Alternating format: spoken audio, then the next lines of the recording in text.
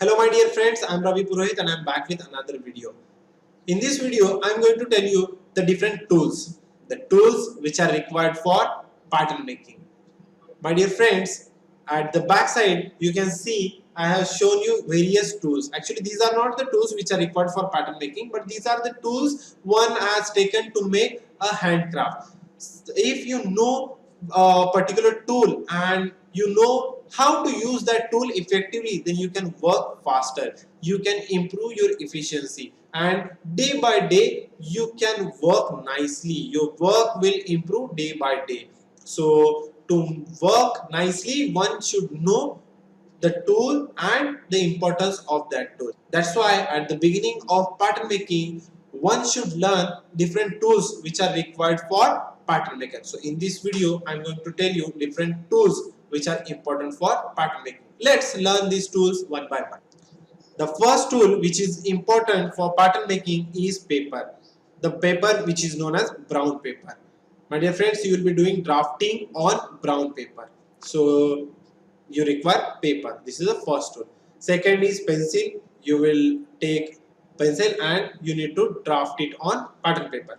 Then eraser is important. If you do any mistake, then you will require eraser. Next is sharpener. You know for what purpose we use sharpener. Next is scales. My dear friend, you will be taking measurements from the dummy, or you will be taking measurements from the book or from the take pack, and with those measurements you will be doing drafting. While drafting, you will be drawing various straight lines or curved lines. For that you will require scales. So first scale which will be required to you will be is straight scale. So this straight scale is used to draft a straight line. Then you will require L scale. Many times this happens, you have to take measurement or you have to draw a line with reference to horizontal line. A vertical line you have to draw with respect to horizontal line, with reference to horizontal line. So at that time you will require L scale. The next is leg curve or hip curve.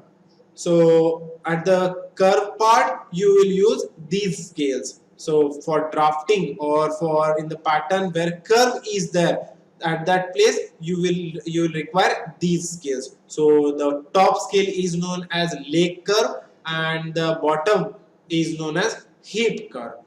Next is French curve. Wherever you have curved lines and you need to draft those curved lines, you need to draw that curved line, then at that time you will use French curve. So for example, armhole curve. So at that place you will use French curve.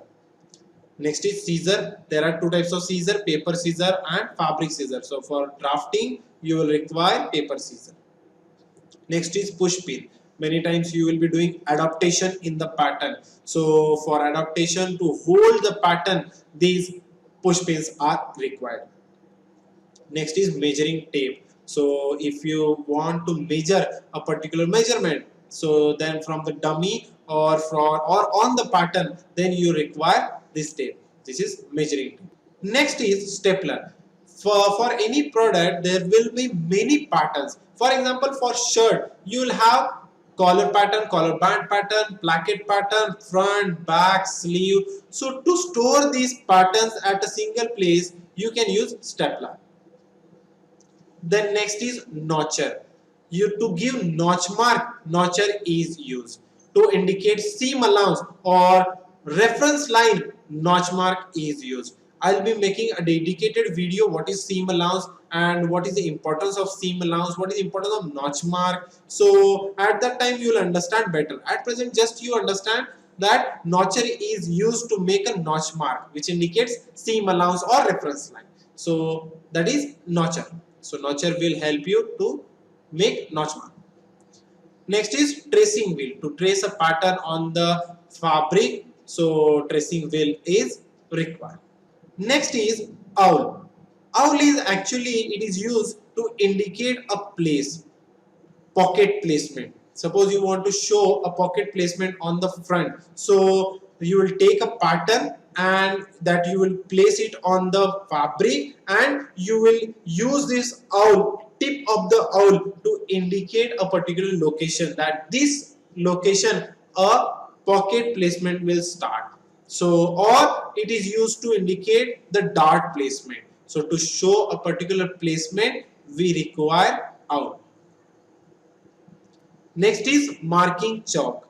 To mark a particular thing on the pattern or to mark that pattern on the fabric, we require marking chalk. So these are the tools which we require for pattern making. Apart from that, many tools are there which are like a pattern maker can use set square. Few pattern maker they use set square for measurement, again to draft a pattern. Then few pattern maker they use holder to so that a pattern all the patterns they can keep at one place. Then few pattern makers use dead weights so that whenever they are working and anywhere and they want to keep a particular pattern at a particular location, so dead weight they can keep on that pattern. So these are other tools which a pattern maker uses. So these all tools are used by the pattern maker. And now you know the importance of each tool. That's it for today's video. I hope you are clear with which tool is required for what purpose. Thank you so much. Meet you in the next section.